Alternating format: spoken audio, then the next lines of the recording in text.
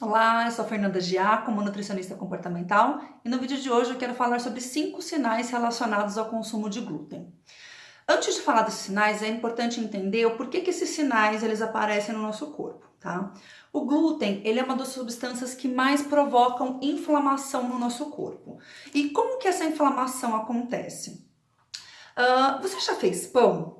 Né? Já viu como é que faz pão? Que a gente faz aquela massa com farinha, com fermento, um pouquinho de açúcar e vai colocando água nessa massa e ela vai ficando viscosa, grudando na nossa mão. E só depois que a gente vai colocando mais farinha que ela desgruda, mas enquanto a gente está colocando mais água, ela gruda mesmo e fica uma massa elástica, tá? A substância que é responsável por essa elasticidade, esse grudento, né? Essa coisa grudenta na nossa mão, ela é o glúten, tá? Então, imagina essa substância grudenta, igual essa massa de pão que ainda está sendo feita, no nosso intestino, tá? Como ela é muito grudenta, é normal que o nosso corpo não consiga digerir ela completamente, tá? Então, ao longo da nossa vida, conforme a gente vai consumindo alimentos fontes de glúten, vão ficando pequenos resíduos, vamos dizer assim, né? Dessa substância viscosa no nosso intestino, tá? E o que acontece? Tem pessoas que têm um intestino mais saudável, tem pessoas que não têm um intestino tão saudável. E lógico que isso também está relacionado com outros fatores do estilo de vida. Mas, de uma forma muito simples, tô focando aqui só no glúten, tá? Então, imagina essa substância grudentinha ficando por dias, semanas, meses, né? Anos grudada no seu intestino, como é que fica?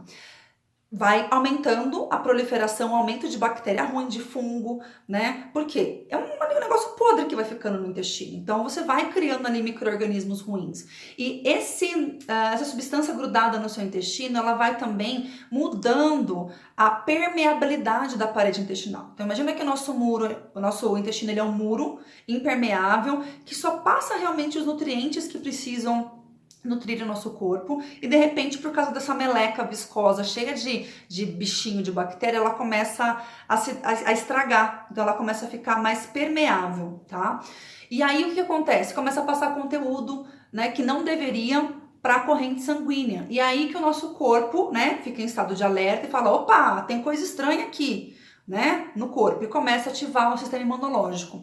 E o que acontece? Diferente de uma gripe ou de um resfriado que a gente pega, que o sistema imunológico age de uma forma pontual, quando eu tenho uma sensibilidade alimentar, e levando em consideração que eu como de 4 a 6 vezes por dia, né, e se eu consumo alimentos alergênicos de 4 a 6 vezes por dia, não para de entrar alimentos alergênicos, não paro de ativar o meu sistema imunológico. Então isso gera um processo de inflamação crônica, que existem vários sinais que a gente consegue identificar essa inflamação crônica.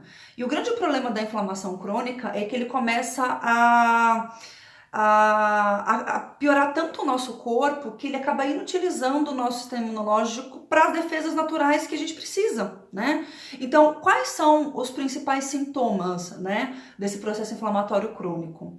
Primeira coisa, falta de energia. Imagina seu corpo constantemente tentando combater, né, substâncias que você está ingerindo, mesmo que sejam formas homeopáticas, mas a frequência ela é alta, né? Então você vai ficar mais cansado, vai ficar mais letárgico, vai ficar mais prostrado, justamente porque o seu organismo está demandando uma energia grande para expulsar uma substância estranha do seu corpo. Então, a falta de energia, a apatia, é um dos principais sinais de sensibilidade alimentar, seguido de irritabilidade e dor de cabeça, né? Seu corpo não está funcionando bem.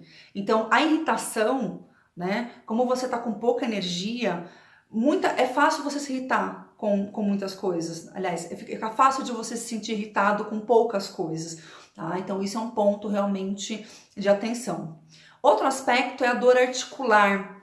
É muito comum as pessoas ficarem mais duras, né, mais travadinhas. Se a pessoa já tem propensão, então, a isso, como eu, né, que sou toda travadinha, toda durinha, fica muito pior, tá? Então, para quem tem tendência a artrite, artrose, né, reumatismo, a questão do glúten faz uma diferença muito grande, tá? O quarto sinal de inflamação é a retenção de líquidos, pessoas que ficam muito inchadas. É lógico que tem uma característica particular de cada um, mas é super comum e eu vejo isso em mim, porque eu sou sensível ao glúten.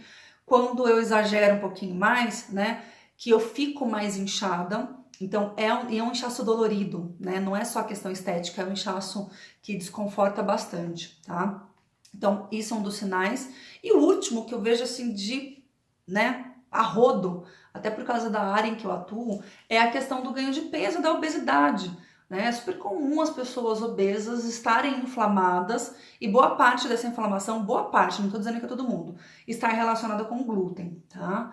Então, para vocês saberem se vocês são sensíveis ao glúten ou não, existem algumas formas. Algumas mais simples, mas que ambas são profissionais da saúde, nutricionistas, na verdade, que têm que aplicar.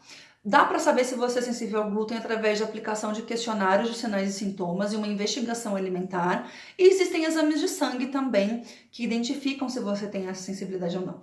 Os exames de sangue são mais caros, tá? Tem gente que prefere fazer, mas se você quiser fazer só a análise de sinais e sintomas e a investigação alimentar, que é o que eu costumo usar no meu consultório, o resultado já é fantástico. O exame de sangue, ele só vai dizer, ó, é isso, e você vai ter que tirar da mesma forma, né, o alimento para você se tratar.